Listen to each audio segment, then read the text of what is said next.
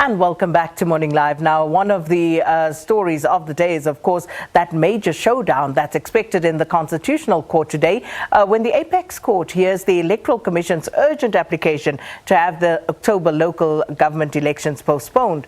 Various political parties and civil society organizations, and these include the ANC, the DA, IFP, ATM, One Movement South Africa, Makana Independent New Deal, and the Forum for Service Delivery, they will all be pleading their cases as to whether the polls should proceed or not. So let's cross now to our reporter Natasha Phiri, getting to set the scene for us at this early stage for what's to come later on this morning. Natasha, good morning. I see you already there, stationed at the Constitutional Court bright and early.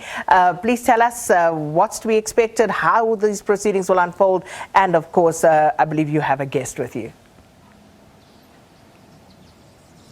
Definitely a very good morning to you, Sakina, and of course to our Morning Live viewers. Well, proceedings are expected to be virtual, and of course they'll be starting at 9 o'clock. But of course, we've got persons of interest here at the Constitutional Court that we'll be speaking to, and later on, I know that the leader of One Movement South Africa, Mr. Mmusi Maimane, will also be briefing, his constituency and members of the media outside the Constitutional Court. Now, because proceedings actually start at 9 o'clock, we expect him to probably be here around 8:30, Sakina. And as you've said, a lot of, political parties have actually applied to be intervening applicants here when the Constitutional Court will hear the IEC's application to postpone the October polls. And Sakina, it actually is expected to be a showdown. You have political parties like the ANC, you've got political parties like the EFF and the IFP actually supporting the Commission's, application. You have other political parties here like the ATM, like the DA, like you said, the Makana Independent New Deal and the Forum for Service Delivery that are opposing this. But not only that, it's also interesting to note that the MEC of Kokta from the Western Cape, Mr. Anton Bredell, in his capacity as the 10th respondent in this matter, will also be opposing the IEC's application. You also have NGOs and lobby groups like Freedom Under Law, AfriForum, the South African Institute of Race Relations, and CASEC actually opposing this application. Of course, they'll also, Sakina, be allowed to make their brief submissions, and their stance, what they're basically saying is that the court application is actually inconsistent with Section 1592 of the Constitution, which basically stipulates, Sakina, that when a term of municipal council has expired, then elections should take place within 90 days, and that 90 days mark is on the 1st of November 2021. Of course, that 5 years had expired on the 3rd of August 2021, because as you'll recall, the last time we had local government elections was on the 3rd of August 2016. But my guest, Sakina, is no stranger to, South African citizens at all. The last time we spoke to him was when the IEC was actually launching its campaign in Sandton, and of course that is Michael Beaumont, the chairperson of Action SA. And of course their stance, the last time we spoke to them, they were of the view that elections should take place, but under free, fair and safe conditions. Michael, thank you so much for joining us on SABC News. Are you of the same view as to now that elections should take place in a free, safe and fair manner? Absolutely. That's always been the case. I think there's really two questions before us.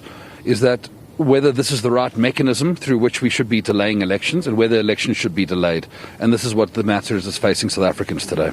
But Mike, the IEC is of the view, yes, they're a Chapter 9 institution and they're obliged to actually uphold the constitution of the country.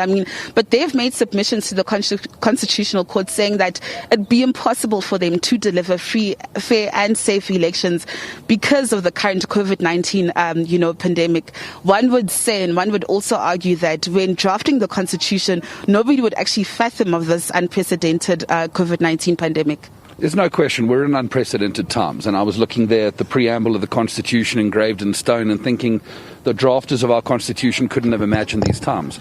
But I think the IEC's perspective is flawed because COVID-19 is not a South African dynamic. It's a dynamic all around the world.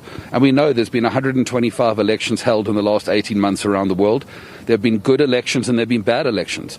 And very recently in Zambia, we've seen an example of a high turnout election taking place in a low vaccinated country. So the fact that it can't happen is fundamentally incorrect. You cite other countries having elections. We saw what happened in India. We saw what happened in America, that, the elections are also somewhat super spreader events.